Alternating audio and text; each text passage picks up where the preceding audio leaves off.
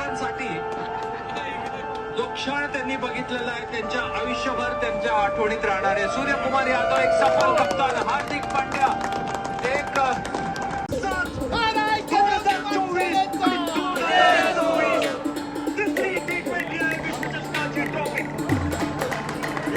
भारताचा हा गौरवशाली क्षण आणि खेळाडूंसाठी सपोर्ट टीमसाठी